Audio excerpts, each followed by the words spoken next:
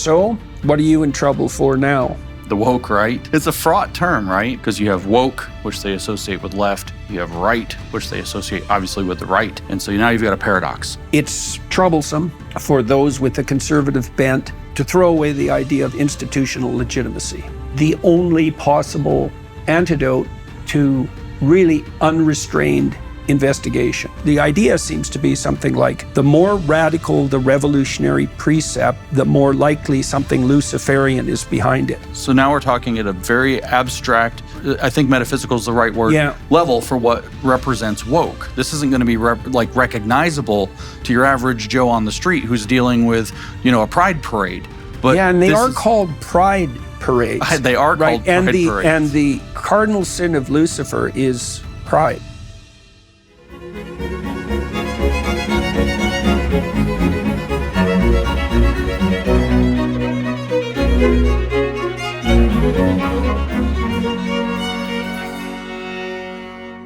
Hello, everybody. My guest today is James Lindsay, who's been a commentator on cultural affairs for, a good 10 years, I suppose longer than that, but being well known for that long. He was one of the people, along with Helen Pluckrose and others, who published a sequence of papers in radical journals that were not genuine, let's put it that way, and that was very scandalous. It was part of an attempt to expose the pathology of the the pathology that had set into certain aspects of the academic institutions, and it's become much more widespread now. James has got himself in trouble in recent months, once again, for popularizing the phrase woke right by accusing or pointing out, depending on your perspective, the fact that various members of the so-called right are engaging in shenanigans that are very much reminiscent of those that characterize the radical left. And so that's what we talk about today, the nature of the woke right. I discussed the overlap between such behavior and classification of psychopathology with James, the relationship between woke behavior, mobbing, extreme perspectives, self-victimization, protest, gaming the system, and cluster B psychopathology, narcissism, histrionic behavior, borderline, antisocial, and the dark tetrad. And we attempted to determine how our views align and how they differ. And, well, it's a walk through the dark side of ideology. So join us for that. Nice to see you, Dr. Lindsay. It's good to see you, Dr. Peterson. It's been 2 years, eh? It's been 2 years. Yeah. So, what are you in trouble for now? The woke right. Lay it out, man. It's a fraught term, right? People see it as paradoxical because you have woke, which they associate with left. You have right, which they associate obviously with the right. And so now you've got a paradox. And so I've caused myself some trouble by calling a radical segment, not the whole right, a radical segment of the right, woke right, which I kind of started doing, I guess, last fall, September. I started using it before that, the term. I didn't invent the term. A lot of people accuse me of inventing the term or credit me with it.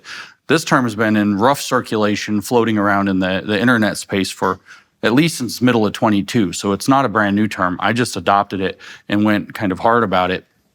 And the simplest explanation I give people for, well, what do you mean by woke right? How does that make sense? And I say, well, it's woke people who call themselves conservatives.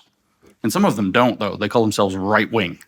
And they distinguish that conservatives and right-wing are different. But it's woke people, so the whole suite of behaviors, beliefs, even the deep metaphysical constructs underneath those beliefs. And as you recently pointed out, I think the psychology that generates those beneath all of that, the cluster B personality disorders are presenting, and the psychopathologies, psychopathy itself sometimes, all of that kind of feeds upward into this concept of woke, which I think we, can talk pretty fruitfully about.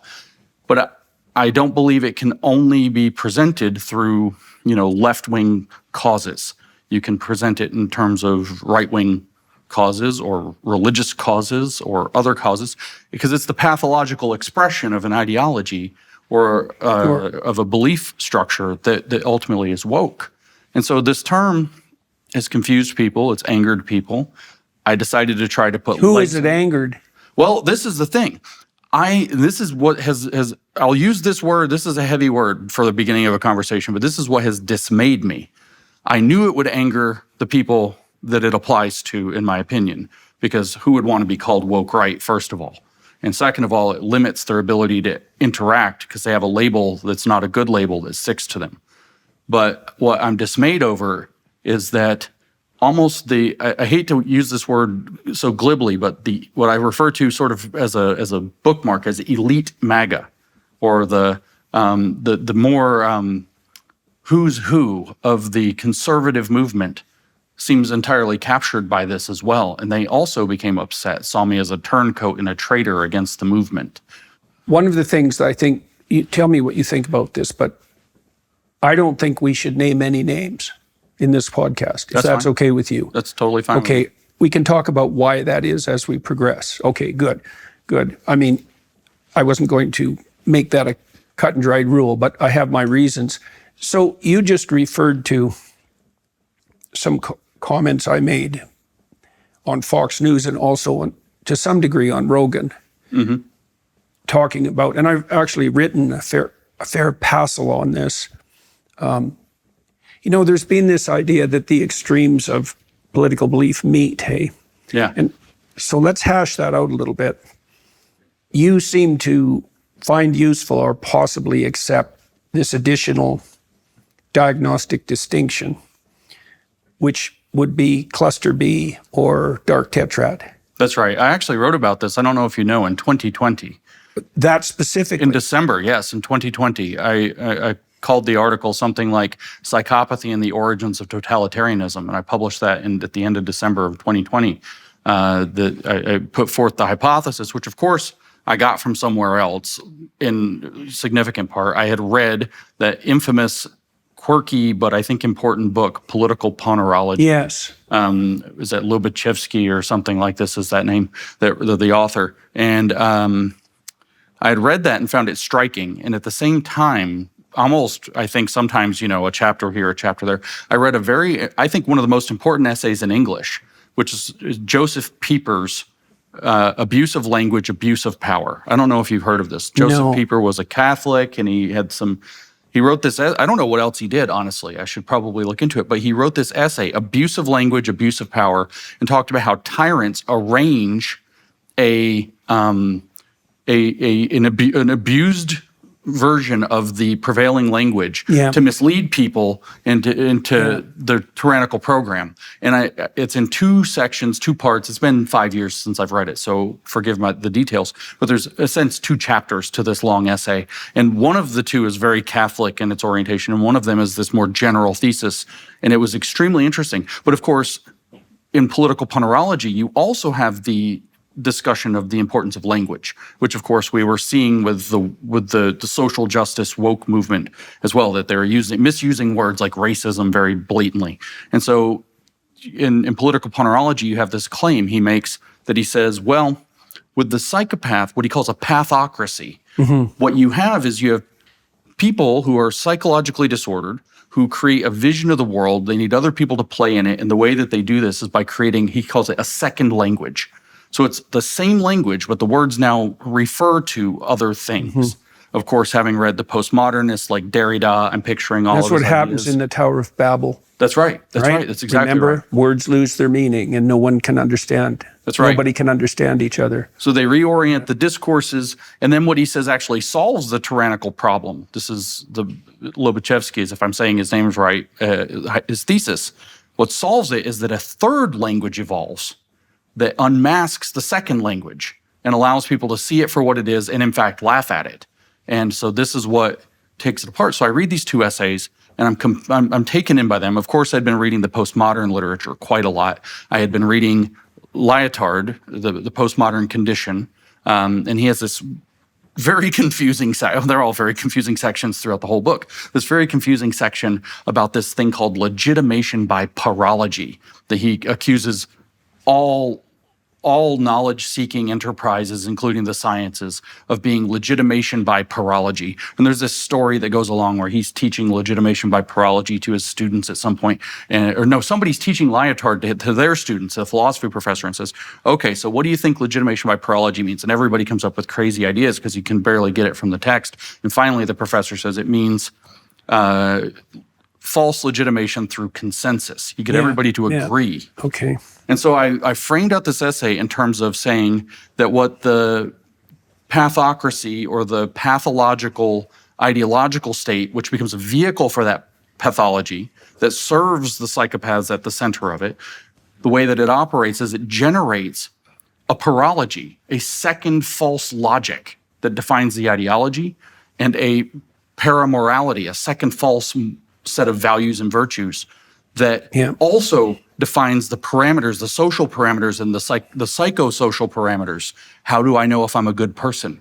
How do I fit in with my society? And so I write this long essay. My poor assistant, I got in trouble for this. I had him publish it on Christmas. I was so excited about it. Christmas Day, we put this out. And, very long essay explaining that this is what I see as at the root, because I was trying to diagnose and explain to people what nobody was calling woke yet at the time, at the end of 2020, or maybe we had just begun to call woke. We were trying to diagnose and explain this social justice left phenomenon. And so I put out this essay and said, I think at the root, underneath the whole thing, there's the same psychopathologies that motivated people like Lenin and Stalin and all this. And I didn't have the psychological chops. I was aware of dark triad or tetrad terminology. I did know quite a bit about the cluster B personality disorders because I knew some people who were basically rabid feminists in the 2010s, and they were all talking about they had various schizoidal personality, and that one may be cluster A. I'm not totally sure. Yeah, and then they had the borderline, antisocial, histrionic, narcissistic would come up again and again. And I think that actually is paranoid's cluster C, right? Yeah. My reading, for example, of Derek Bell, one of the founders of critical race theory, is that he had very likely suffered both paranoia and schizoidia, which are both mentioned by Lobachevsky as well as indicative. I can't say any about any of the cluster Bs. So I think it's a little broader than just that one cluster up here. Conspiracy theories or paranoid thinking, for example. Right. And schizoids tend to have imaginary conversations with people who aren't there on a childish, fictional level. They're pretending the world is the way that it should have been for their emotions when they were 9 years old. That's the split, the schits and the schizoidal. And so they write these elaborate stories about how the world's supposed to be, and then they have outbursts when the world doesn't match that. And Derek Bell was famous for writing these missives where he would present them as evidence of racism at Harvard, where he had an imaginary conversation with a dean and then would write the whole imaginary conversation down. And I'm thinking, this is so disordered, not just disordered thinking, but this is psychologically disordered, that you would then present this hypothetical conversation as evidence. But at any rate, for a long time, I've thought that's there. Okay, so let's lay down some theses and tell me what you think of them. So the first is that about 4 to 5% of the population, maybe more, has dark tetrad, cluster B traits to some significant degree. Okay, and so that was histrionic, narcissistic, antisocial, and psychopathic, right? That's the cluster B cluster.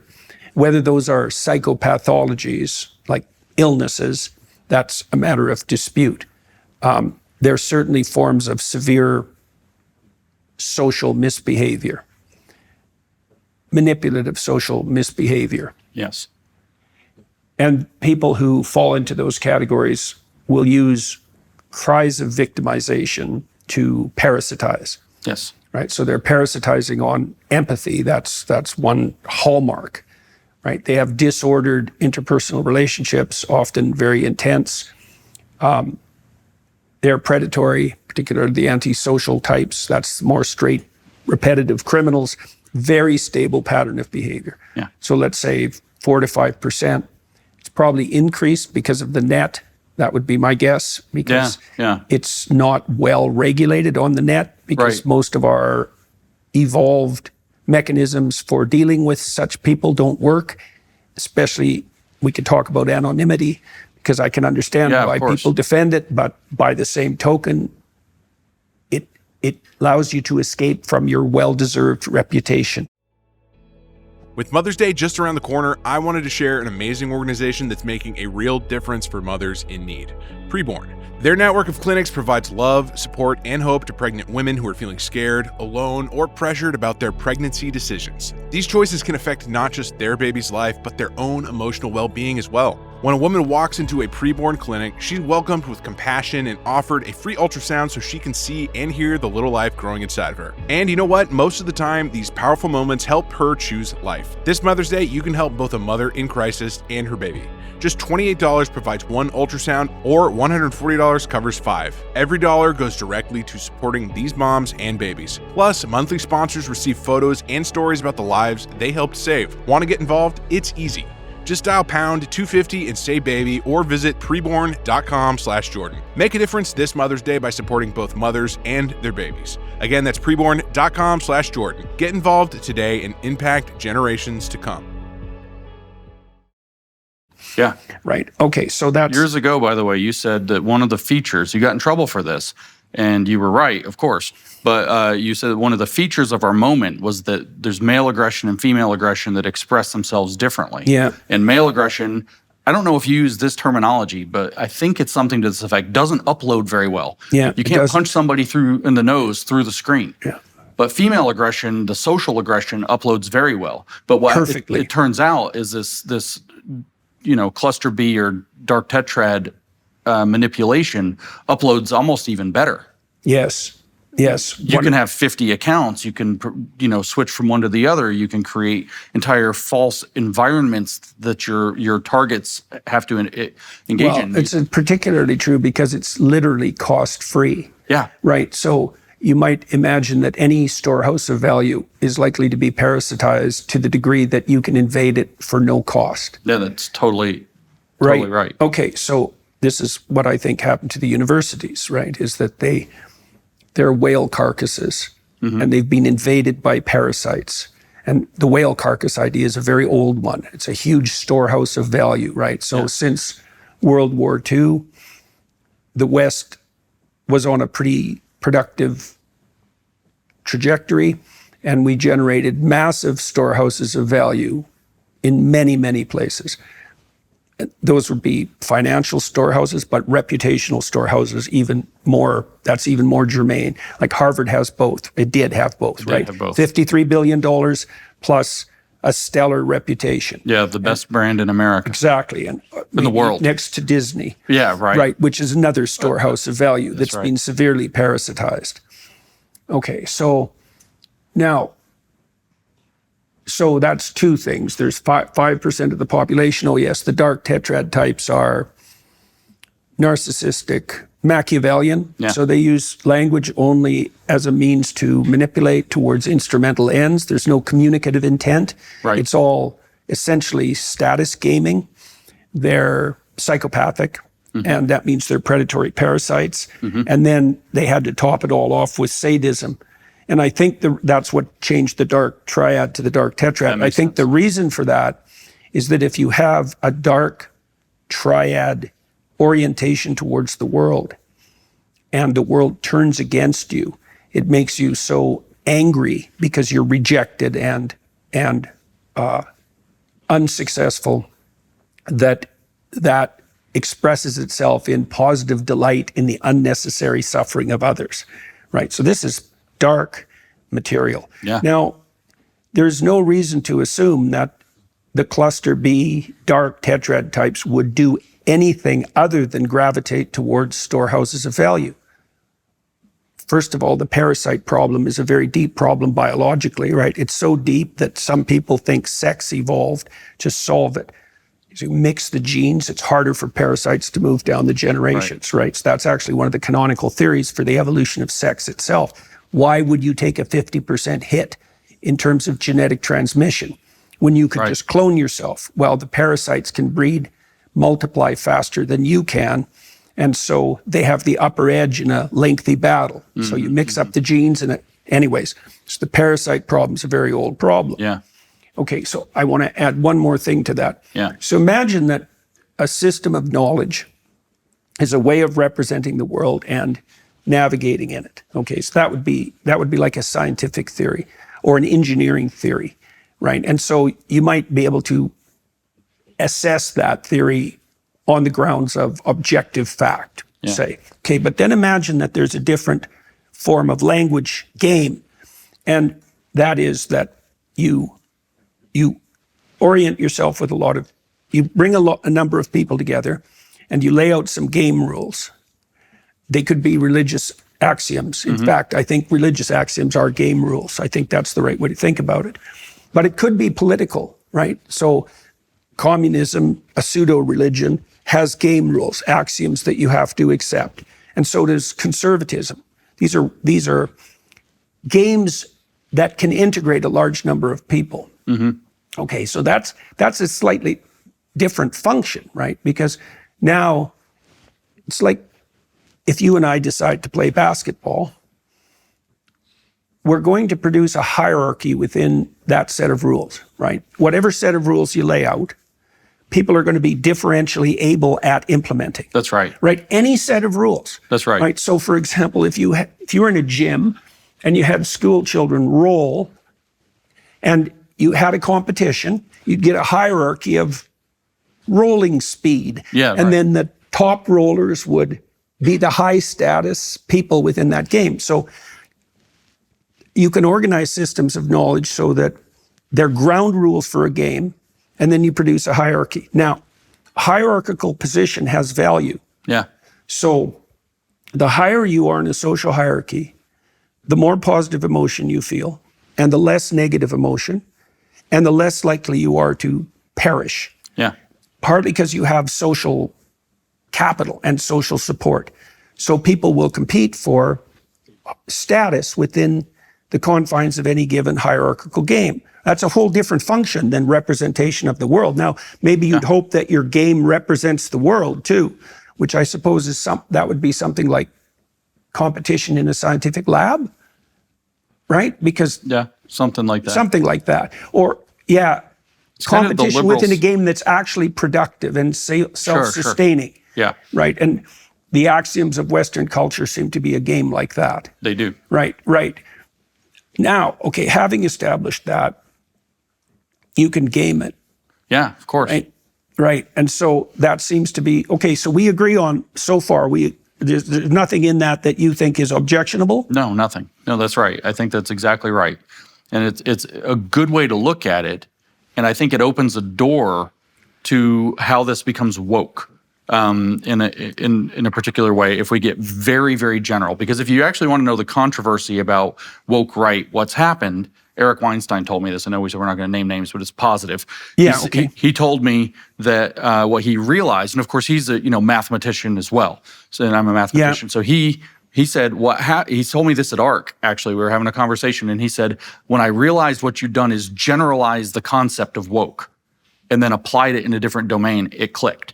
So it's no longer just left wing totalitarian behavior. It's now this mode of totalitarian behavior that I can apply it's transferable. In other domains. Correct. And so with the hierarchy, well, not just the hierarchy, everything you just described, but you have these reservoirs of value in hierarchies built off of these games. Yeah.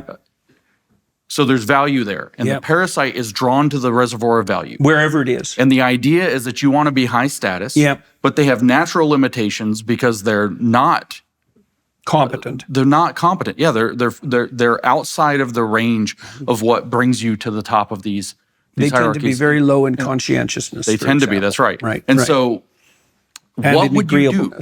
What you would do is there's a word for what you would try to create.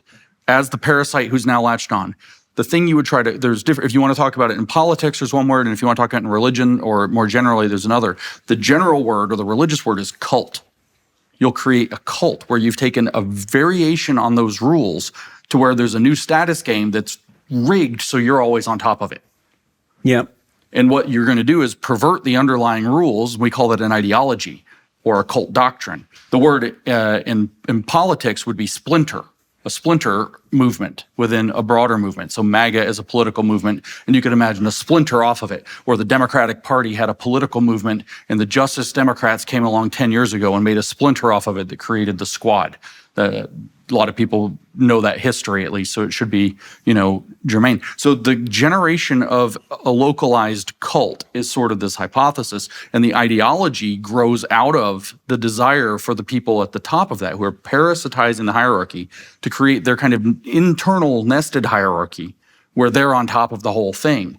And the way they do that is by saying the big system is gamed. The big system is rigged. The big system is fake. And we have a secret truth about how things really work. And now you enter into the Gnostic kind of, even metaphysical space. The ancient Gnostic religions, whether against Judaism or Christianity, all held out that Yahweh, the character, the creator God of Genesis, was in fact a demon who had tricked everything. He wasn't the actual highest unknowable God. He was this low-level functionary God who said, I'm going to rule over all this stuff. I'm going to imprison them in this, wonderful garden. And then, whoops, they disobeyed me and almost realized the game by eating from the forbidden tree. So now we're going to throw them out into a real prison. And they've been, in the Heideggerian sense, they've been flung, their being has been flung into a world they didn't choose, in which they suffer. And you get the whole Gnostic architecture. But the way that Gnosticism attracts is by saying, and that I can make this kind of literal to things that are happening in our world if we have to, is that the authorities in the existing game know so much, but they don't want you to know everything.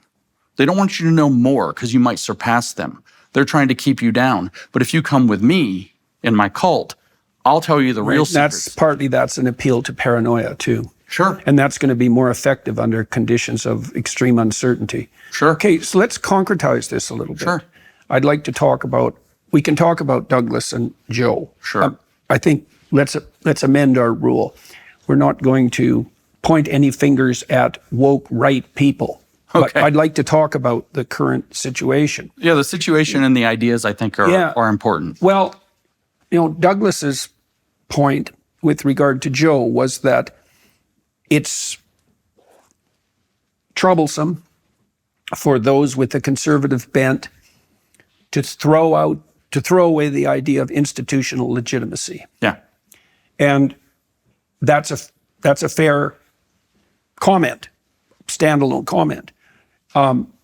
Joe's rebuttal to that, insofar as he had a rebuttal, because I thought the conversation was actually pretty civil given how difficult it was that the institutions have been so cataclysmically faulty in the last 10 years that the only possible antidote to their falseness is really unrestrained investigation. And Joe's been a master of unrestrained investigation, obviously, because he's allowed his interest to take him wherever it goes, which allied with a certain amount of conscience is a pretty good orienting function as far as I'm concerned. And I'm at a loss to some degree how to reconcile those viewpoints, because I think it is a cataclysm that the institutions have become unreliable. But let's walk through them a little bit. I think the universities are gone. Me too. I think that Harvard is having this war with Trump, and that Trump is 100% right. Yep, me too. The president of Harvard, in my understanding, said to the Trump administration that it was unfair to punish the researchers by withholding their research funds. But I look at that and I think those researchers have been filling out DEI statements for 10 years. Yeah. So as far as I'm concerned, they lost all their credibility. They're not independent researchers at all. Oh, that's right. And they could say and have said that they were just following the rules. It's like, that's not a very good excuse if you're a seeker after knowledge, right? If the rules have become pathological, you have an obligation to cease following them. Harvard took its DEI head, I think it was Harvard, and kept the person and changed the name. Well, that's all the universities are going to do that. Yeah, that's right. Why wouldn't they? And it's just fundamentally deceitful. More deceitful even, right? It's another form of mimicry. And I guess that's another thing we could point out about the psychopathic 5% is that they're masters of camouflage. What a psychopath does is mimic competence, right? That's right. And usually they can't get away with it not for long, because they don't create, they destroy. And eventually that evidence accrues, and then they have to leave and find another host, so to speak. Right. Now online, that's a snap, right? Because you can just switch Exactly. You can just switch your identity and, that's right. and you've solved the problem, or you can multiply it beyond. And then there's a bot problem online too. A tremendous bot problem. Yeah. We've tracked some of that. And for some of these discussions about the woke right, 30% of the comments are bots. Yeah, right. So that means we're automating the psychopathy. Like I've thought for a long time, and I do think this may be the case, that virtualization enables psychopathy. And if that's the case, we're in trouble. We're in trouble. We're in big trouble. Well, at least 50% of internet traffic is criminal, right? It's Holy cow, yeah. It's 30% pornography, which is close enough to criminal, so I think distinguishing them is not useful. And then, like, old people are just scammed nonstop. Right. Nonstop. Right. And there's no policing, and there can't be, because you can hide so effectively. Right. So, and then what it seems to happen is that the unrestrained psychopathy spills over into the public domain, and everyone is mad, like in both senses, angry and insane because of it. Let's return just for a moment to the hierarchy idea. So you pointed out one interesting mechanism of attaining status, which is to twist the rules slightly, create a new game, and dominate that as its originator. Right. So that's a transformation of a process that's actually creative and adaptive, right? Because if I wanted to make a variation of a business, I could do that. And then if I served my customers well and so forth, I could climb to the top of that new business niche and succeed. This is the parasitical equivalent to that. Yeah. Right? It's to what? To generate a version that does nothing but attract unwarranted attention. That would be the narcissistic spin. And to use any means whatsoever to attract that attention. While directing blame to the parent structure. I think that's very important. So, for example, with Karl Marx, he phrased his vision of communism wasn't the crude communism that was experimented with by Gracchus Babeuf in the French Revolution. It was a transcendent communism. And I use that word because he doesn't call it transcendent communism. He calls it communism. But what he says, his exact wording for it is it's communism as the positive transcendence of private property as human self-estrangement, and thus a complete return of man to his true nature as a human or social being. Right. We'll be right back, but first, here's a sneak peek at the member-exclusive portion of this episode. What the hell is going on? I mean, the left is doing what the left does. The issue is never the issue. They're trying to tear apart society, gain advantage, the whole thing. Everything they did with critical race theory, queer theory, you name it, they're doing it now with this new issue. They're saying Israel is bad and the Jews are a problem. That doesn't play well with mainstream America, so very plausible that this is coming from foreign adversaries. China's behind it, let's say. Qatar's behind it. 2018, the Wall Street Journal publishes an article, 250 MAGA influencers are on the payroll of Qatar, trying to influence Trump's policy. Do you think they stop? Well, it's certainly in Iran's interest. The Iranians would sacrifice every single Palestinian in a second. They're just cannon fodder. I mean, it's obvious that Iran is funding Hamas. Propaganda works. Throwing the dust of moral confusion into the air blinds the eyes. Say you tweet something that they like, it doesn't matter that it's you. They can blow it up. They can put tons of bots behind it. They can put lots of positive comments on it so that they can create an artificial environment. This is such an ugly vision of the future. Watch the full member exclusive session now on Daily Wire Plus. So that's a Nietzschean revaluation of all values. Yeah, Right. it's really, it's much So- deeper than people think. so- It's redistributing property. It's to transcend property. And so how does this turn into what I said is that the game, which at that point he's looking at, it doesn't matter if it's capitalism or feudalism or even slavery, it's the private property game that he believes is the course of history. He says, well, everything is actually that thing's fault. And people who play that game are the people who are the problem. And that's how he recruits. He finds people who are losing within that game, who are being injured by that game, and says, you know what? It's not you. It's the whole bloody game. Come over here. We've got a different game. But the trick is, who's at the top of that game? With Karl Marx, it was Karl Marx. It wasn't the people ever. If you read it, so what's Communist Manifesto? We'll just break it down. Chapter 1, Communist Manifesto is titled Bourgeois and Proletarians, Bourgeoisie and Proletarians. So he describes the relationship between the people who are playing that game, the bourgeoisie, and then the proletarians, who are the workers at the bottom who are making that game possible. And he says, all you guys down at the bottom are getting exploited. You're being alienated from who you really are. You're alienated from your product. Everything's terrible for you, and it's exploitation, so the winners of that game can cheat you. That's the relationship that he puts out. Chapter 2 is communists and proletarians. And he says, so it starts out brilliantly. He says, so what's the relationship between the communists and the proletarians, or the workers' movements? He says, we don't disagree with any of the workers' movements. We actually are the highest expression of them.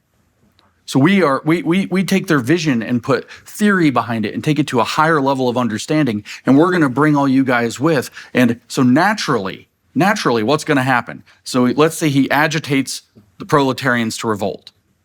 He's just said that the shepherds are going to be the Communist Party. And then who's going to run the Communist Party? Karl Marx.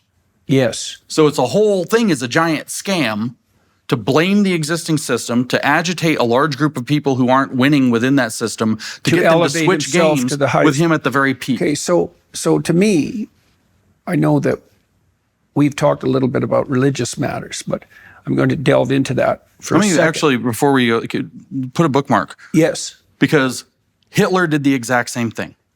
The exact same thing. Mussolini did the exact same thing. Hitler is much more clear. He says, we had this German race. And back in history, he writes this fictional mythological history of the Germans. Some of it, if you read or see it, is just kind of humorously, transparently false about how great they were in antiquity and all of this. So we've got these Germans, and they've got all this, he's got this whole occult, theosophical, Aryan stuff that he's brought in from Helena Blavatsky and read The Secret Doctrine and all this weird occultism he's attached to race. And in Mein Kampf, second volume, chapter 1, he talks about, well, the Nazis have a new world concept, Weltanschauung. And that world concept will be the racial world concept. And then he lays out how the state exists to preserve the race. That's the point, because when you have the race, you have the people who will generate high culture. And when you have the people who generate high culture, then you can advance society to its highest level of expression and man's highest level of expression. Very progressive ideology. But what he's saying is, we had this somewhere in this mythical, distant, foggy past, and we can recover it. How? By taking every step that we can to figure out the race and purify the race. And guess what? Everybody who's with me that wants Germany to be made great again after World War I and the ravages of the Treaty of Versailles as they saw it, and the challenges that came with the the interwar period as we see it now. All you Germans who are mad at Europe and mad at the French and you're having a bad time, guess what? There's a mythic Germany that you've lost, and we can get it back. Hey, come on, let's go. And here's the ideology. It's our racial world concept. And here's how it's going to be organized, not with this, vanguard Bolshevik model over there that the communists use, but we're going to use what I call the Führer principle. Not me. Hitler called the Führer principle. The leader principle. Of course, who's the Führer? Hitler. So he's on top, and it's this absolutely rigid top-down pyramid of authority, which is a completely different expression. That's what a Tower of Babel is. That's exactly right. Yeah, with the wrong thing at the top. But it's the same program. The game that it's not the game that we're all playing. It's the game that we've been forced into by this rotten circumstance, has dispossessed us from who we should be. We're heritage Germans, for example, and we should have the benefits of our mastery of race. But the problem is, in his sight, it's very attractive to anyone who has nothing to offer but racial identity. That's right. That's right. And two things: racial identity and obedience. Maybe a modicum of cruelty.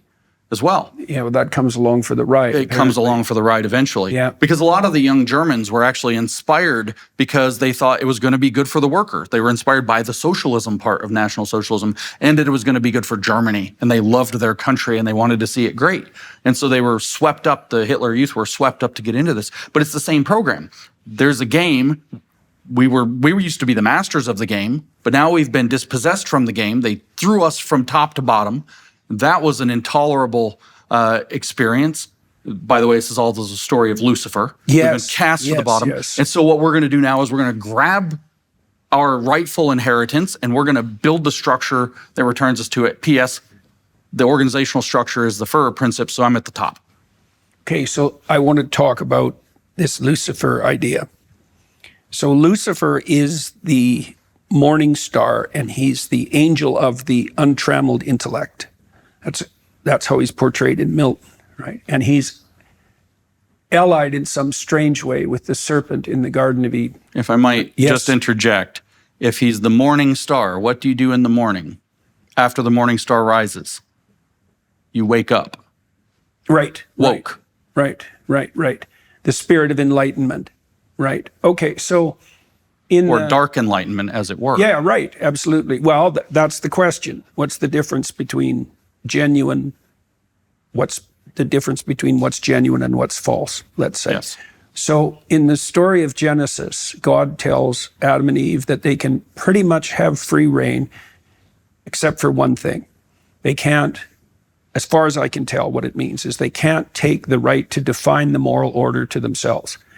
They have to abide by the moral order, that there's an intrinsic moral order that's grounded below nature, even grounded in the principle of being itself. Sure.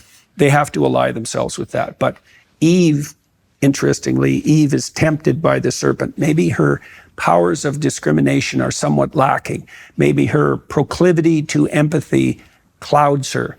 And maybe it's a form of feminine pride. In any case, the serpent tempts her, telling her that if she ate of the fruit of the tree of knowledge of good and evil, that she would become like God, which is the one thing God forbade, right? So the idea seems to be something like, the more radical the revolutionary precept, the more likely something Luciferian is behind it. So it's a serpent in the garden, so it's clearly something poisonous, but then it gets weirdly associated with the idea of Lucifer, right? Which is a very strange leap. The leap is something like, what's the most poisonous of all possible serpents, right? So then it becomes a meta principle. And it looks to me like it's something like the drive to power. And that fits well with the notion that, well, Marx would be on top of the communists and Hitler would be on top of the Nazis and Mussolini would be top of the Italian fascists. Yeah.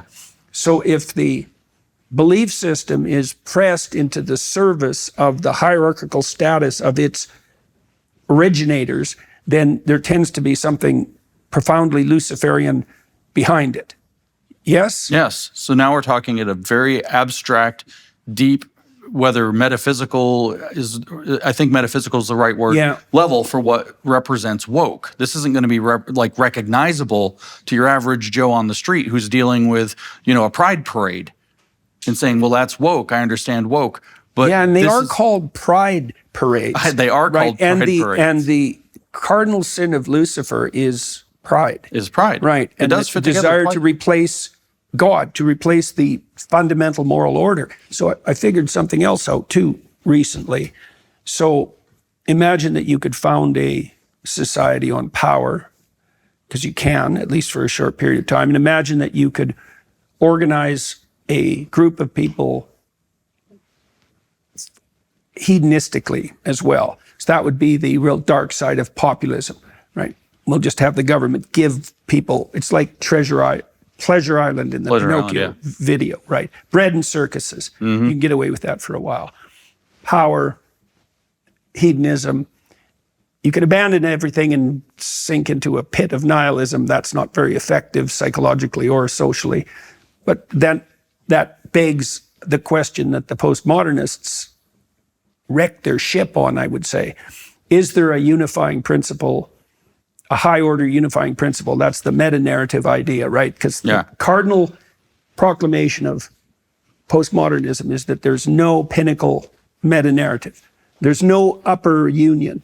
Yeah. But I think that's wrong. I think that the principle of voluntary self-sacrifice is foundational. And I think that's the narrative that runs through the biblical corpus. You've given very, very eloquent speeches on that. Yeah. Well, and so then we would have a dynamic where because we're trying to figure out how to identify the Luciferian players, let's say. Exactly. That seems reasonable, right? So they're in love with the creations of their own intellect, but that intellect is not serving the principle of voluntary self-sacrifice. It's serving the principle of power. Right. You remember in the gospel account, when Christ is in the desert, the third temptation that Satan lays before him is the temptation of power. That's right. Right. Everything that you see before you. Yes. Yeah, Matthew 4. If you follow me. That's right. Right. So that seemed, okay, so you don't have any problem with the underlying dynamic of that No, not at explanation. all. No, not at all. And I see, a fruitful discussion because, this is, of course, very high order thinking and expressing, but the experience for people on the ground is exactly what we were mentioning earlier. It's those traits of the dark tetrad, like Machiavellianism and all of this. So they're going to experience, what does that look like in everyday experience? The swarms on social media, the cancel culture, the struggle session, this kind of stuff, the lying and the manipulation. The cries of victimization. The gaslighting, and is it's called sometimes DARVO, deny, attack, reverse the roles of victim and offender. When you catch a psychopath out, they it's an acronym, DARVO. They deny that there's a number of people operating like that that's right. at the moment. It's everywhere. And so these are the experiences. So the expression that I could give to tie people, just to bring woke right back to the conversation, is we're familiar now with the machinations of woke left, right? And what I would say is, well, what's woke right is same energy, different direction. You have all of those same exact, whether it's Luciferian at the high level, whether it's struggle sessions, Machiavellianism, well, we've got a sadism at the low hierarchy level. there. It's Luciferian at the core. Then we've got the cluster B dark tetrad traits. Then there's the mechanisms that you described, right? So that's a differentiated. Then that gives us a way of identifying. So if we use the kind of pop word of the day of vibes or energy, it's same energy, different direction. And this is exactly like what I was already saying with Marx versus fascism, or communism versus fascism. And we could go as weirdly deep as you want. There's a few ways to get to it. Like you say, well, obviously communism's kind of the arch progressive ideology, but I would disagree. It's probably fascism, but differently. Communism was actually obsessed. If you read Marx, he's obsessed. What was this? Well, the quote: positive transcendence of private property as human self-estrangement, and therefore a complete return of man to what? His real true self. It's obsessed with state of nature. It's obsessed with, we've been alienated all the way back to the beginning. For him, private property marks the fall. So the serpent came along and didn't offer an apple, but offered the fundamental right to exclude private property. But you have the same general concept. So they're obsessed with looking all the way back to the state of nature. Well, and that is also an unbelievably effective move on the psychopathic side, because the basic criminal attitude is, and I've dealt with criminal types quite a lot, it's pretty straightforward. It's perfectly fine for me to take what you have because you took it. Yeah, that's right. Right. And that's so exactly Marx has just nailed that perfectly. That's exactly what it is. Property is theft. As soon as property is theft, the criminal is the moral agent. And that happened in the Soviet Union, right? Because in the prisons, the criminals were treated as moral agents, whereas the political prisoners were treated as, what would you say? The kinds of heretics who deserved nothing but the longest possible sentence of death. Right. Because the criminals were victims. If property is theft, criminals are victims. That's a hell of a satisfying outcome for the criminals. That's right. And so what you have in that same paragraph, so you have Marx saying that what we're going to do is get back to our state of nature. But we're not going to go back. It's not going back. He's just discussed Babeuf and the failure of the French Revolution commune model. That it was all low end. It was, grubby. It was dirty. They had no high culture. They had not, same as Hitler's interest, no high culture. He says this is wrong. We're going to have a transcendence. So we're not going to go back to state of nature. We're going to transcend. And all he's doing is rehashing Rousseau, which had passed through Yeah. Hegel and Schiller.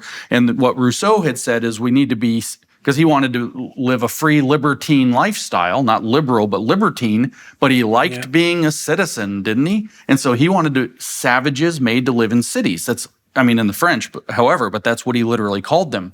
Savages made to live in cities. That's the completion of man, the omega of man. Alpha of man is the primitive communist. The omega of man is when you reach the point where you have the same sharing attitude and liberated lifestyle as the beginning, but now you have all the high culture and benefits of all the production in between. So it's a perfectly paradoxical and impossible thing, but Marx calls it the riddle of history solved that knows itself to be its own solution.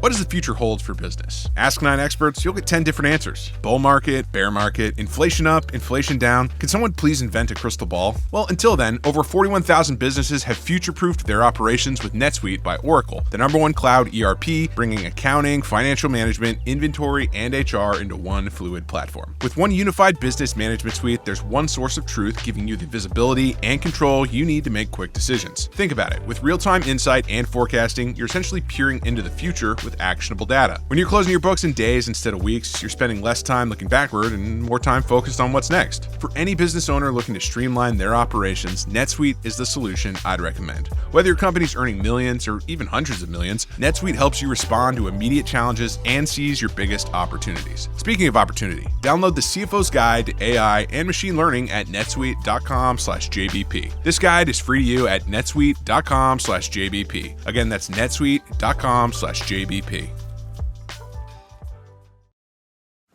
And so that's libertine, the alpha and the omega. So that libertine offering is an interesting twist. I've been trying to puzzle out.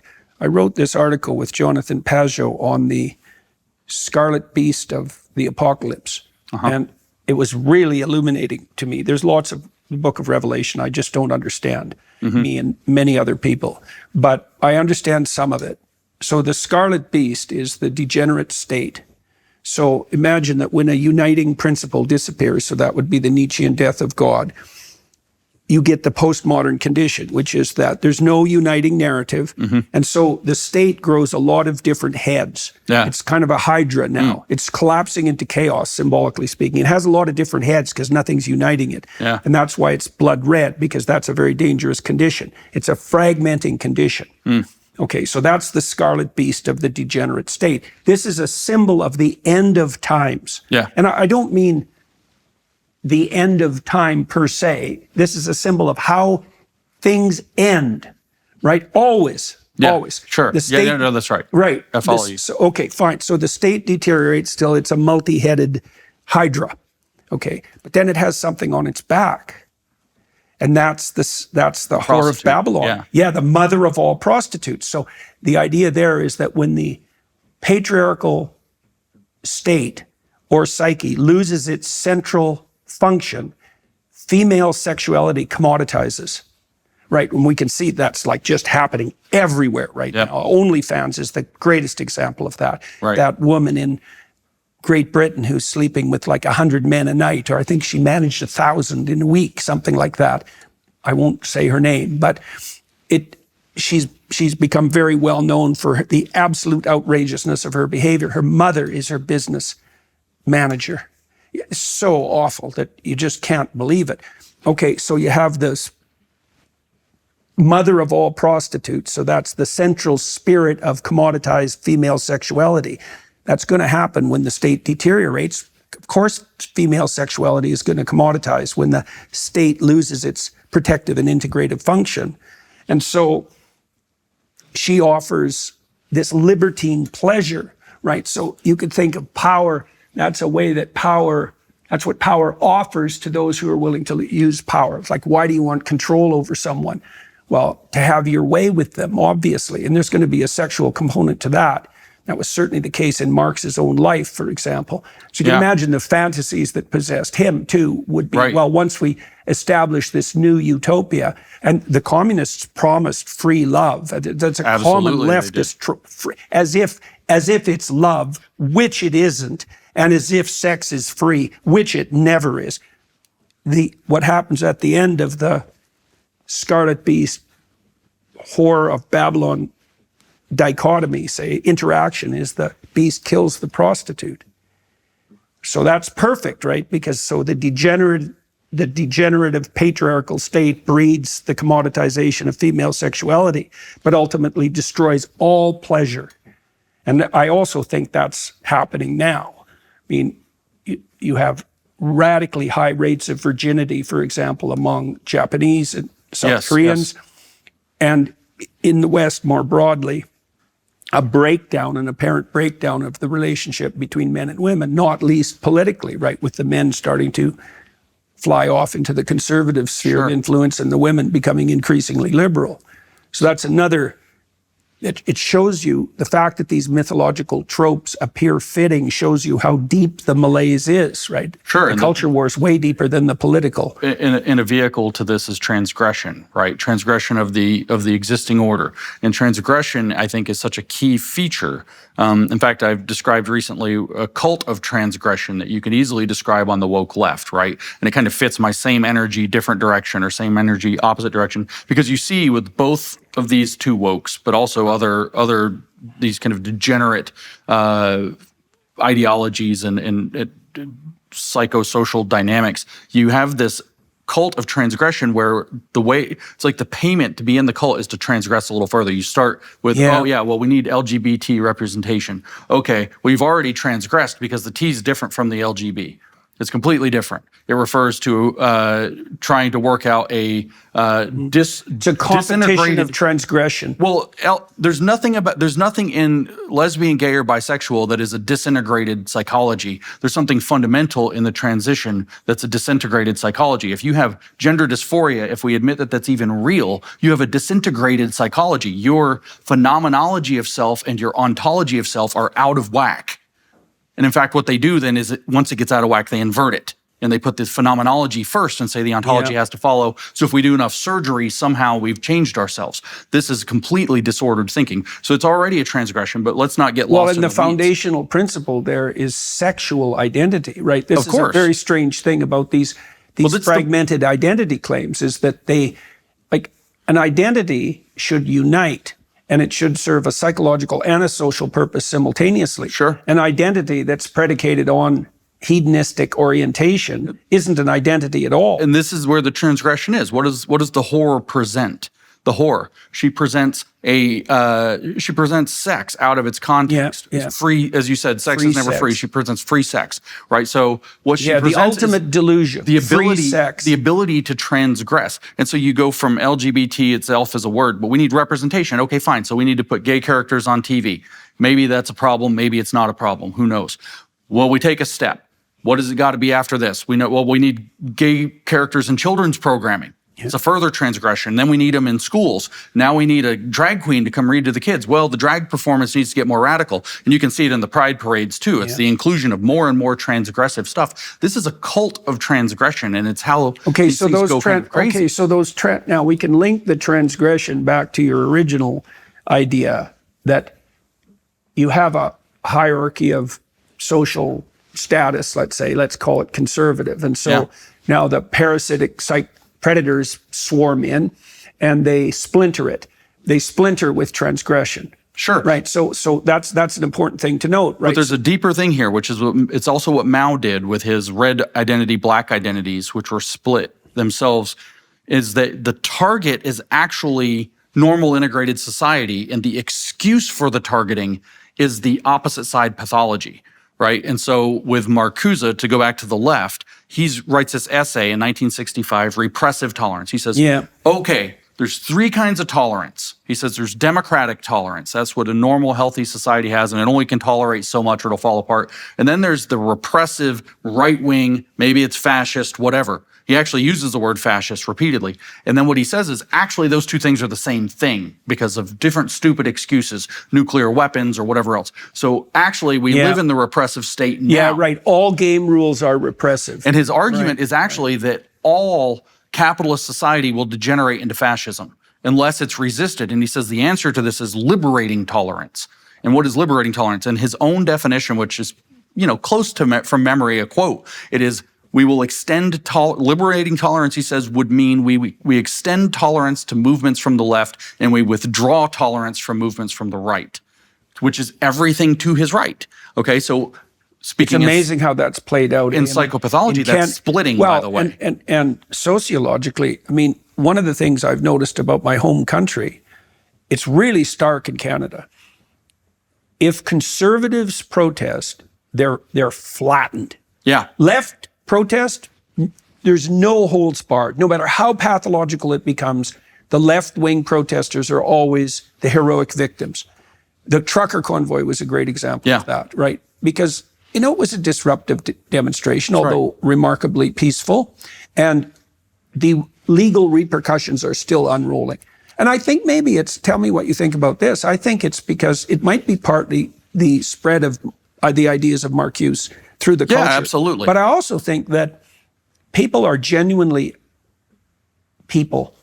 There's something to genuinely fear when actual conservatives protest, because they don't do it until they're pushed to the wall. That may be, but I think is it also an indication that something very fundamental has gone sideways? Because conservatives aren't the protesting type. I wanted to share something special with you as we transition from Lent into the Easter season. You know how Lent was all about fasting and reflection? Well, Easter is our time to rejoice and remember that Jesus died and rose up for us. Hallow has put together this amazing Easter program with Sister Miriam James Heidland, Father John Burns, and even Liz Tabish, you know, the actress who played Mary Magdalene in The Chosen. Oh, and Kevin James is part of it too. They're all exploring this beautiful spiritual book called Interior Freedom by Father Jacques Philippe. The program is designed to help you experience true freedom in your everyday life. Each day, you'll learn practical ways to let go of those external things that weigh you down and discover the peace that comes from trusting God more deeply. It's perfect for continuing those prayer habits you worked so hard to build during Lent. Just a few minutes each day for reflections, prayers, and meditation that really connects with the joy of Easter. And Hallow isn't just for Easter. They have thousands of prayers, meditations, and even music to help you build that daily prayer habit and grow closer to God. So why not download it today? They're offering 3 months completely free. Visit hallow.com/Jordan for this exclusive offer. No, but I think that the trucker protest tells us something different, because the target, these people, this is one of the most genuinely peaceful, pro-liberty, free. It was the freedom convoy, and they meant it. And they policed their own borders, and they kept the radicals out on the right. So what happened was they showed up, the left showed up to protest the normal people. I'm not going to say the middle, the normal people. Everyday freedom-loving Canadians. And the excuse was there's a far right. Yeah. Okay. So what happened is I call this ideological flattening or dialectical flattening, but it's psychologically it's splitting. The person that's occupying the leftist deranged position has flattened liberals and conservatives into a single monster. Yeah. Not so they can fight the conservatives, so they can fight the liberals. And that's happening on the other side. Conservatives will look over and say, whoa, there's the far left. And all the classical liberals are actually in their camp. And they've flattened them. It's the same splitting behavior. And again, so this is, again, an emphasis of this woke, or an exhibition of this woke right phenomenon of same energy, different direction, opposite directions in this case. And the idea is that they are attacking the middle through the proxy of the far opposite side. So I brought up Marcuse because he's also famous for Eros and civilization and the sexual liberation. And we were talking about the pride and the queer theory. Well, those left-wing movements in the 60s all floated on a cloud of free love. That's right, they did. But look at the Pride Parade. Okay, so we need representation and visibility for gay people because there's a repressive society. That's the excuse. It's the far right that won't let anybody come out. So they come out. And is that where it stays? Is that what they're actually targeting? No. You have fetishes. You have all kinds of perversion, degeneracy. I mean, I don't want to even talk about what it is, explicitly, which is an advantage to queer theories. Nobody will say what it actually says. Because it's so gross. Yeah. But what they were targeting were liberal societal norms, real societal norms, healthy, let's forget liberal, healthy, not degenerate societal norms about sex and sexuality. And the excuse was if you degenerate's the right word too, I think, because I think one of the hallmarks, because if you are a relativist, you might say, well, who are you to place modes of orienting yourself in the world in a hierarchy? Yeah, right? sure. Because you described some of them as degenerate. The reason that they're degenerate is because when they're employed, they degenerate. Yeah, sure, of course. So So they're games that violate their own principles as they play themselves out. But there's nothing about a guy in fetish gear at a parade in front of children, for example, that's challenging the norms of a repressive sexual society that thinks that, it should be procreative, heterosexual sex only. That's an excuse. It's pretext. What they're after is the norms that hold regular society together. Yep. And my argument is that the woke right does the same thing. They have a cult of transgression too. They sometimes call it being based, but that's a completely bad word for what they're trying to describe, because based should mean based in reality, although the origin of the term is slang for being free-based on cocaine. So they're out of their minds, right? It's just funny how this lines up. But what do? Okay, so the left has told us, the far left has told us, you can't be racist. Racist is worse. Everybody's a racist. And of course, they completely made degenerate the concept of racism, the word racism, the accusation, the sky is racist, going for a hike is racist. But they aren't trying to reclaim and say, okay, no, wait. Racism's bad. We don't want to be racist. And nobody should be racist. And the left completely ruined it. So we need to reclaim the term and have this healthy societal norm about discrimination and bigotry. What they're doing instead is saying it's time for us to be a little bit racist. The left said, don't be racist, so we're going to be really racist. And we're going to do it in order to make, to own the libs, as they sometimes phrase the thing, right? But really it's to reject woke culture as the pretext. They're not acting racist or blaming Jews for everything going wrong in society, or, getting further and further into the racial expression or the white racial consciousness or whatever, or the white supremacy or even white nationalism in order to challenge the left. No. They're doing it to challenge the center, the healthy core of society and its norms. Well, that's the target. It's a cult of transgression, but they point in opposite directions. Left, in some sense, says, don't be racist. They say, do be racist. And this is, again, the communist fascist thing. We're going to liberate everybody. That's what the communists say. They come along. It screws everything up. And, there's all this oppression in society. We're going to liberate people from oppression and everything's going to be utopia. That's Marcuse in a nutshell. Okay? Defined primarily by full sexual liberation. Of course. Right? And there is... Hold on. It all goes to hell. And so then the right wakes up, woke, and says, actually, I think the oppression's what was holding us together, so we should do more of it. And they create a hierarchy in society that's very rigid, again, with that Führer principle from the fascists. Because Mussolini had his lighter version of it. Hitler concretized it for Nazi Germany in 1933, following Carl Schmitt's book, The Legal Basis for the Total State.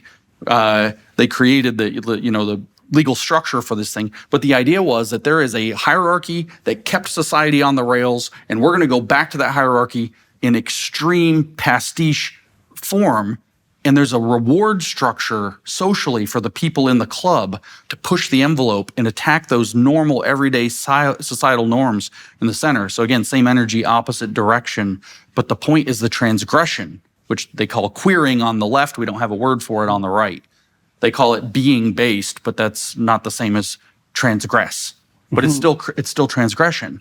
And so same pathology for different reasons, same idea, like Marx said, you go all the way back to the state of nature, you're going to combine it with the end, so you're going to become the man, the alpha man who's also the omega man, in other words, the alpha and the omega of humanity. So you become God man, Homo Deus, as Harari named it in his book, Homo Deus. And then on the right, they don't go that far back. They don't go back to the state of nature. They're not interested in the state of nature. They're interested in the mythic past from which they've been dispossessed that never existed, a romantic vision of who they were at some golden era in the past that they've been ejected from. But they're still now the alienated outsider. They're still the alien force came in, dispossessed them from who they are, and now they're going to claim it back. And the way they're going to do it is by organizing a fascist structure as an answer to the degeneracy, a very rigid structure and in a too rigid structure, in answer to the not rigid enough structure of communism. And then what they do is the exact same transgression against the center to build their own power out in their local little cult against the big game of society. They're attacking the game of society to build their numbers with the hope of being able to replace it in both cases. So this is why I call these people woke. It's not just that they've gone on cancel rampages and struggle sessions. It's not that they've put me through a relentless struggle session since September without stopping, or, doxed my family and everything else in their wrath. I said, James, calls them all woke right, and they decide to prove me wrong by canceling me and struggling me and doxing my family and acting exactly like we all went through in 2015 when you stood up about the pronouns. And that's the thing, Jordan. Back then, you stood up and you paid. That was ugly. And you were right. You saw that when they said you will use these literally transgressive pronouns. Or else. You said no. And it's like the world lost its mind on you. And it's looking back, it's almost quaint, but it wasn't quaint to go through. But the thing is you were right. And then Peter and Helen and I did the grievance studies papers, and we were right. So we were right. And I see the same structures, the same patterns, the same behaviors, the same reactions, the same explanations with slight modifications. That's the difference between communism and fascism as modern archetypes. And what I see when you can think of those as modern era mythologies for how society is supposed to be organized. And I see the same thing. And the thing is, we were right then and we're right now.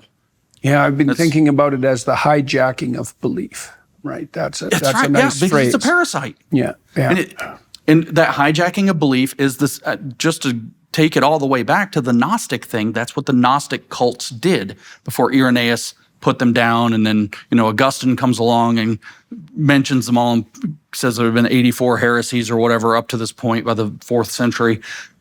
The Gnostic cults did the same thing. They splintered off from the true faith. They came up with the idea that they had secret knowledge. That's the gnosis. But look at what the cults were, like the Manichaean cult. The Manichaean cult is an absolute splitting of the world into total good and evil. There's not us and them. It's us and everybody else against us.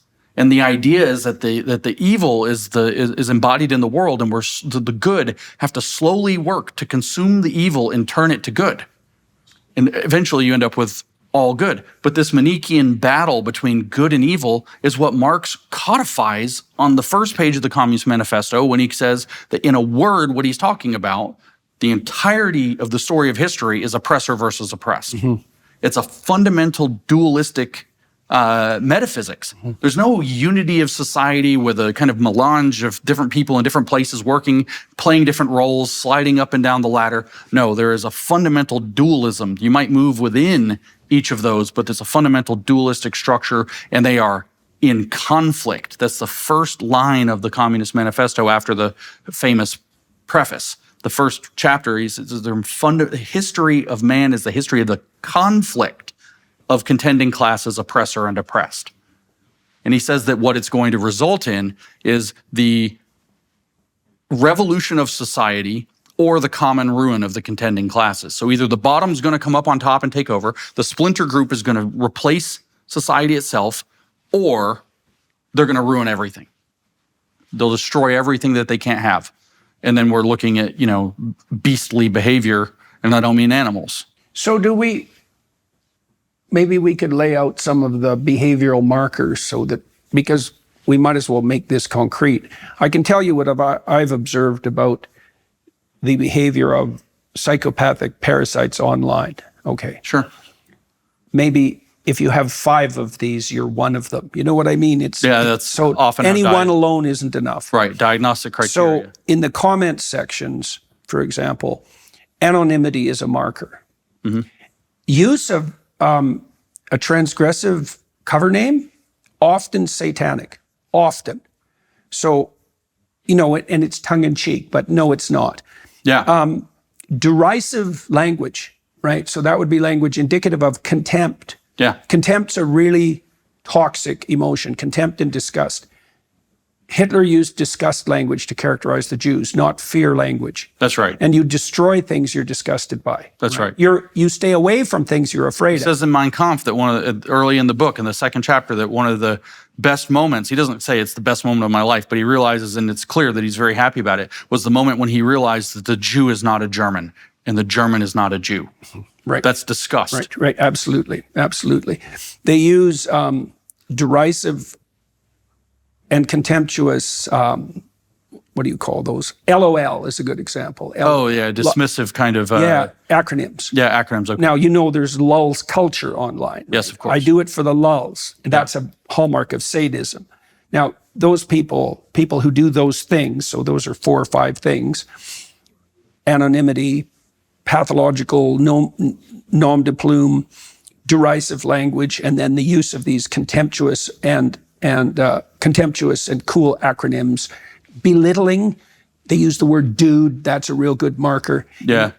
Or they'll use a derisive nickname to kind of equalize the playing field. Yeah.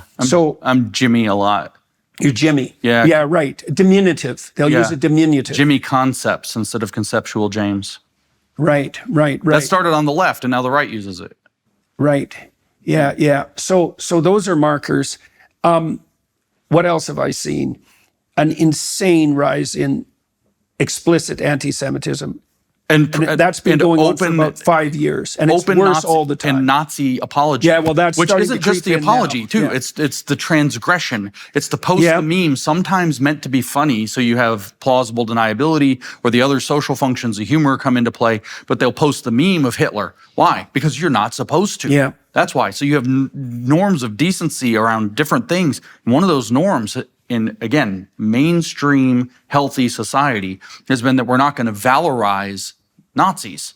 We're not going to lionize these guys. And you have, I'm not talking about the historians or whatever else that are coming out and rehashing David Irving or any of that. I'm talking about these, to use the word that's on the internet, shit posters who come and post pictures of Hitler with a smile on his face, or they're translating his speeches into English and clipping out parts where he's rousing Germany to a cheerful future. Oh, he just loves his country. That's one of the messages they put. They love it. I'm sorry. Read Mein Kampf. Actually read it. He's utterly clear about the point of his state is to preserve the race, and the biggest pollution of the race, to preserve it against pollution of inferior races, and the most inferior race is the Jews. Yeah. Absolutely clear. The demonization is absolutely visible in 25 when he publishes that, way before they say, well, it took until 38, 39, maybe 42 when Churchill got involved. That's when they had to really start hating the Jews. And that current is all the way back to the beginning. So this shit posting problem, so that's part of the enabling of the psychopaths by the free social media platforms, right? By the costless social media platforms. Do you have any sense? So we're working out ways to identify people. Swarm behavior, by the way, is another one. Another marker. So you'll get one of these derisive replies, and within minutes it'll get 600 likes on it. You don't know how that happened. From an account with 30 followers, and your reply somehow gets 600 likes in a minute or 2 minutes, and then everybody piles on. Like a biblical plague of locusts. And then they jump in on you and say you got ratioed. Of course, a lot of it's bots that people bought. But what they do is they say, my comment was more popular than your comment, therefore you're not very interesting and we're very interesting, so we're ascendant. And by the way, that's psychologically really impactful if you don't know what's going on. Yes, definitely. You feel like the crowd, they tell me this all the time, we're all laughing at you. We're all laughing at you. We're all laughing at you. Yeah, right. It's very sophisticated psychological torment. Unfortunately for my antagonist, hallmark of sadism. I understand the game, and therefore, does it affect you? Only when I'm not prepared for the pathway by which it comes. When I'm aware of it, no, but not at all, except maybe to encourage me. Somebody put up a meme of me the other day, and it shows like a guy building a castle, standing inside the wall, a big giant guy, and it's me, and there's all these people throwing rocks, and it says on the meme, it says, James when his haters throw rocks at him, and I'm building a castle out of all the stones they throw at me. And so no, not so much, except they can catch you off guard. They can catch you off guard. And what catches you off guard the most, and this is the power of the struggle session, what will catch you off guard the most is when one of your friends buys it. Mm-hmm. They see it and they go with the people that are haranguing you. Mm-hmm. That's when it'll get you. That's when it'll affect you. So the proliferation of this kind of pathology seems to be linked to... Another characteristic is the attempt to get people to distance themselves from you. I face that very frequently. Right. You want to get away from him. He's contaminated. Yeah, well, that's discussed terminology again, right? You're the carrier of something pathological. That's right. Yeah. So the social media platforms, so Musk's perspective, and Rogan's to some degree too, mine for that matter, is that the best antiseptic is sunlight. But there might be a flaw in that reasoning, and maybe you can help me think it through.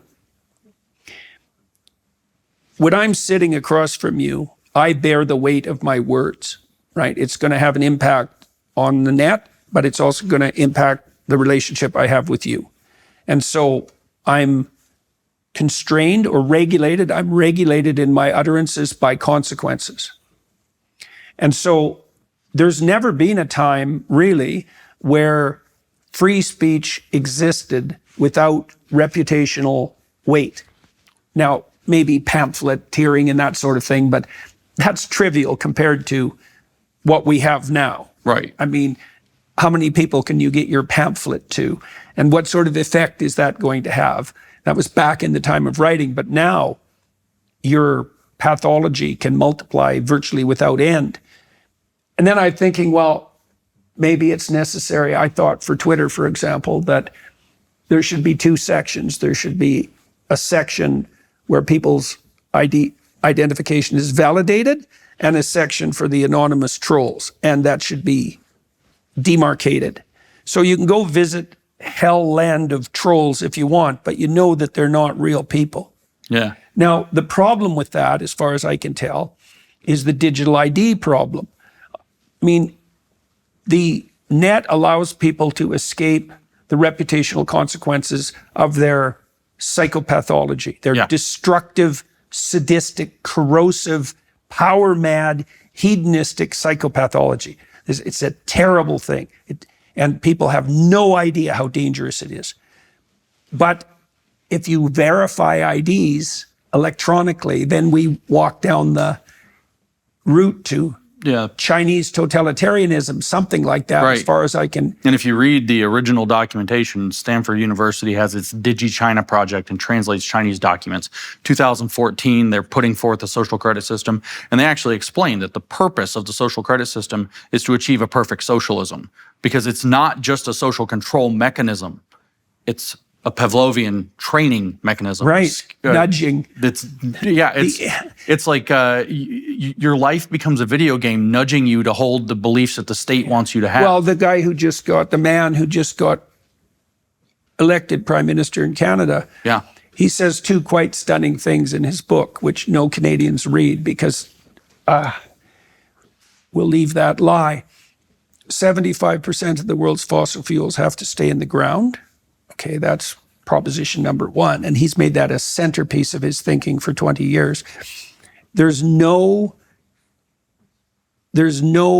priority guiding every financial decision by every individual and every corporation that should be prioritized higher than decarbonization. That means every single thing, and then he says, of course, there'll be losers in consequence of that, but it's a price we're willing to pay, we have to pay, the sacrifice of others. So this is a man who thinks that net zero is the proper game and that if you were a moral actor, decarbonization would be your God, right? It would regulate every single one of your decisions. Well, out of that comes the kind of pathocracy that you described. It's like, you've seen this already. There's edges appearing. There's credit cards, they were issued in Australia that track your carbon footprint, right? And at the moment, you're still allowed to spend on whatever you want, regardless of your, at the moment. That's exactly right. And once you're fully trackable, well, then we know what'll happen. You know exactly what'll happen. You'll be nudged in whatever direction benefits the power-mad Luciferians.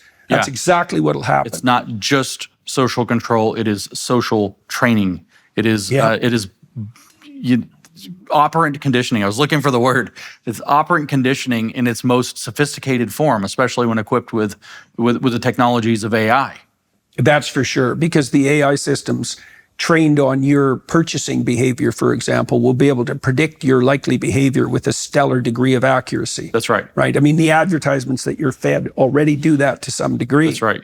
So the only solution I can think of to this is because the digital ID solution seems to be troublesome, to say the least, means no privacy whatsoever, forever, fundamentally. I guess it's exposing this and hoping that people make wise decisions. And I guess that's what you're trying to do with the woke right idea. Yes. Yeah. There are workable activities that could step into play. For example, a lot of times you'll hear, especially libertarians, talk about the revision to the Smith-Mundt Act in 2012, and now our intelligence communities. We know that our social media is awash with propaganda. Well, there are legal constraints that you can put at least on your own government to prevent that. You can if you want to have a task force for doing something in terms of, say, national cybersecurity, keeping Russian and Iranian and Qatari Chinese bots and bad actors, Pakistani, these are where a lot of these bot networks are coming from. Keeping those influence campaigns, foreign influence campaigns out with a dedicated cybersecurity project is going to clean up a lot of it. You think the administrators can stay ahead of the bots? I don't think so. Actually, so far, not yet. I don't know. No, that's that's another problem, right? Is that the system transforms itself so rapidly that it's very difficult to regulate it. What I'm thinking is, Trump created a space force because of maybe space war or whatever it's supposed to do, and I'm not quite sure. But this is I don't want to make it a branch of the military, but I'm using it as an analogy. I don't know. Maybe it should be a branch of the military. The cyber security or cyber warfare division, an entire branch that is dedicated to that, because this is a serious problem and again, the bigger the country, the more power it wields, the more likely it is to be attacked. Not to be rude to people from Botswana, but there's just not that much incentive to go mess around with their internet. There's a ton of incentive to mess with MAGA, which is informing Trump. Well, we've already tracked too, some of the groups that I'm working with. Women 18 to 34 have political opinions that are way off center compared to everyone else. Plus, they're dreadfully miserable. Yeah. Right. Well, they get 80% of their news from TikTok. And TikTok is a bot farm, fundamentally. Yeah. And the algorithms are designed to produce exactly the kind of upsetting pathology that characterizes female voters between the ages of 18 to 34. Well, this is why woke is so female-coded. Everybody kind of wonders, what in the world is critical race theory? Why is it so female-coded? It's because every bit of what we call woke on the left passed through feminism to mainstream. Yeah. So it was all built off of pathological women trying to figure out how to pathologize young women to join their club or cult, really. Sure. It all ended up getting twisted. If you look at communism, Soviet that's part of that oppressor-oppressed narrative. Soviet communism was not a feminine endeavor, right? Brutal gun shooting, the whole thing. And there's a lot of things you could say about the snitch culture and all of this, but it's not like what we have now, but the reason is because the ideology passed in order to become viable in our society, to find the receptor sites. The receptor sites for Marxism in the West were overwhelmingly young white women, and it had to pass through feminism to be able to get the parasite to attach as a mind virus in order to get there, because that's what it was designed to do. On the other hand, therefore, you have young men who've been ravaged. Dave Rubin and I were talking the other day, and he said that you, as an individual, have done more than, and I believe him, more than any individual on the planet Earth to help young men who've had a hard time through all of this nonsense for the last 20 to 30 years, being a voice in the wilderness to reach and help and guide them and get them to, clean their room and all of the stuff, And to identify the parasitic predators and keep them at bay. So what we have now is we had a vulnerability complex that attached to young girls. Now we have another one that's rising in answer that's attaching to young men. So the tragedy for me, and I'm watching this, and I get, I'm integrated with the moms networks of the grassroots moms all over the country, right? And of course, these demons have come up with all kinds of salacious rumors to spread with regard to that, to discredit me and to remove me from their activity, which are all nonsense.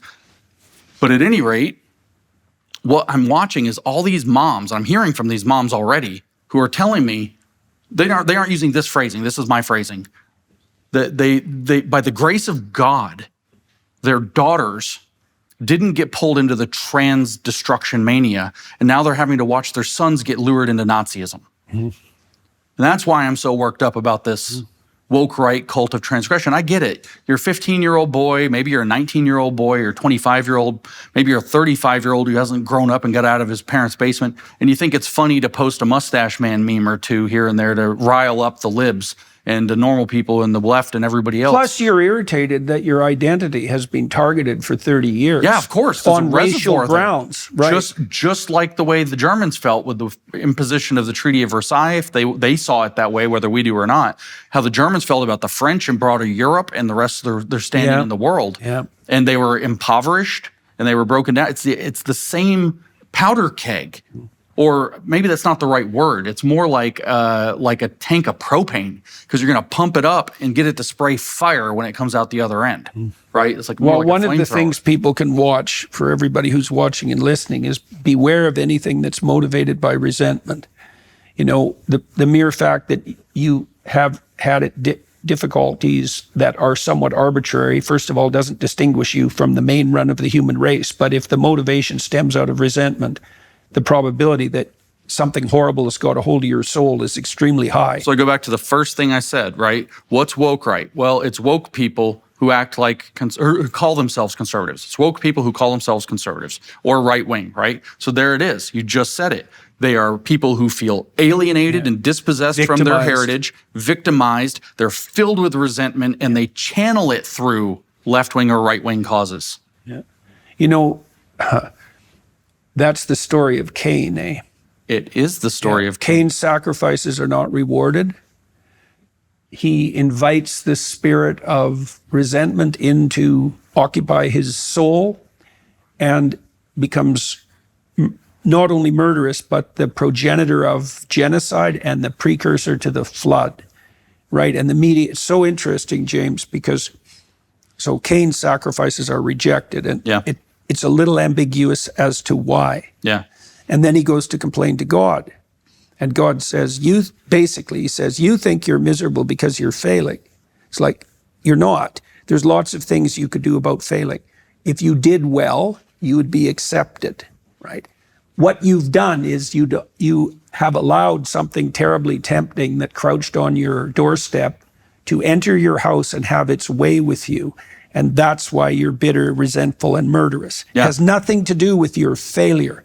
It's this additional variable, which is because the thing is, everyone, in a sense, this is true of heroes in mythology, everyone starts out lowly. Everyone starts out dispossessed. Everyone starts out oppressed, right? And there's angles of your identity that you can construe as oppressor-oppressed narrative with no problem.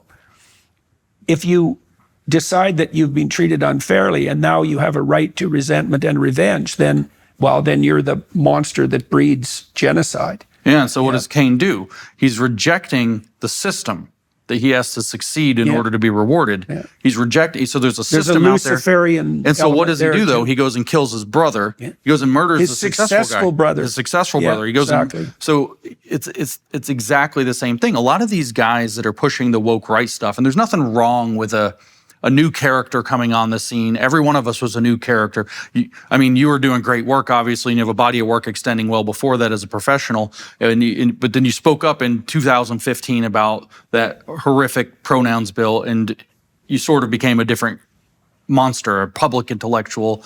It's a curse word, I think, but you know what I mean. And this, my favorite moment ever. I was skeptical of you until I watched you talk to Kathy Newman, and then I watched you do the most effective... You should have been skeptical of me to begin with. The most effective judo I've ever seen in a discussion in my entire life. And I said, I watched that I was gonna tell everybody how you were wrong. And I watched it, and you impressed me, and I was like, I have to like him now. And so, how annoying is that? Isn't it? Yeah, for sure. No, and I think that's a thing. I was excited to start learning as opposed to being annoyed and resentful. I'm like, oh, well, I was wrong about this guy. Move on. Right. But a lot of these fellas that are pushing the woke right stuff appeared in the anger and in the repression is the word of 2020, more 2021. They don't have a body of work extending before that. They just kind of came out of the ground. And good, I get it. There was a lot going on. There were people making great commentary about liberty regarding the COVID policies. There are people making great commentary about the obviously critical race theory, cultural revolution running amok, and the queer theory later. So I'm very grateful to everybody who came along. But these people that have a longer perspective and a deeper body of work, it's hard because that's a crucial. So that touches on Douglas's point too, is that to not throw the baby out with the bathwater. That's right. I mean, one of the things institutions are corrupt, but due diligence matters. Right. What has this person who's saying these things done, and to whose benefit is what they're saying? So you have these pretenders. I think this is, maybe we can end with this at this section. I think what we'll do, maybe on the Daily Wire side, is talk about the anti-Semitic trope, but I'd like to introduce that for a bit. I don't understand it exactly. I don't understand why the woke right, for example, is particularly capitalizing on anti-Semitism. Do you just think that that's a particularly daring and attention-seeking transgression? Are they proclaiming that? No, there's more. They'll violate something sacred because that's how brave they are? This is a yes and. A yes and. Okay. Yes, it's this transgressive. Also, they know good and damn well that there are certain transgressions you can't come home from. You go too far down that road, there's no way back. And not because your new friends are going to call you names like a sellout or a cuck or dual loyalties or whatever. There are certain lines you go down and you don't get to come back. And they know that, so they get to trap people there. But this, I believe, and we will probably or possibly disagree on this, I think that there are particular malevolent actors that are pushing this who have grander designs than getting clicks, getting an audience, satisfying their own narcissistic urges, transgressing boundaries. I think that and it makes total sense if I were to say China's supporting all of it, and if I had evidence, you'd believe Iran. me. Oh, China, Iran, Qatar, Pakistan, like the Arab League, Russia, and the deep state, possibly. Trump is a problem to something. We can tell by the way that they've organized the Trump derangement program that's just screwed Canada royally, but has deranged Americans. I have family members I can barely relate with still because of Trump derangement. I was obviously cast out in disgrace from the last vestiges of the left when I said I was going to vote for Trump and said publicly on a podcast, Make America Great Again, they lost their minds and said I went crazy. And so Trump is something, right? There is a lot of reasons besides just the fact that he's the sitting president of the United States of America. He's doing a lot of things to this global order that are disruptive and in a good way, in all likelihood. There's a lot of motivation to take this man down. And if you can fragment his base by getting them to argue about Israel good, Israel bad, that's a deep cut that you've just taken and cloven MAGA in half. So all it takes is one event, something that goes down in Israel, and Trump takes the Israeli side, and bang, they can pull the thing apart. So it's like a wedge. It's not just what we were saying. It's also a wedge to hammer deeper and deeper and deeper into MAGA, the people who like Israel and the people who don't, or the conservative movement, or America itself, which therefore implicates the left side doing the same exact thing at the same exact time, using the horrible events of October 7th as their pretext. Well, we'll continue this on the Daily Wire side, and that way we can attract the maximum number of commentators who say that the reason we saved the discussion of anti-Semitism for the Daily Wire section is because I'm under the thumb of Ben Shapiro and the Zionists. No, me too. Don't worry. I don't have Ben Shapiro or I'm Zionist. I'm paid by Israel. I've turned out the lights for them on Friday for years. Don't worry. I see. Okay. Well, apparently we're in the same club. Yeah. Yeah. All right. Good talking to you, sir. Thanks very much for coming in today. Thank you to all of you who are watching and listening, and to the film crew here in Scottsdale for making this completely preposterous conversation possible and helping us broadcast the word to be awake and be careful who you're listening to and why you're listening and what spirit possesses you while you're listening, and beware of resentment, boys and girls, that everyone in hell is resentful. So good to talk to you, sir. You too, Jordan.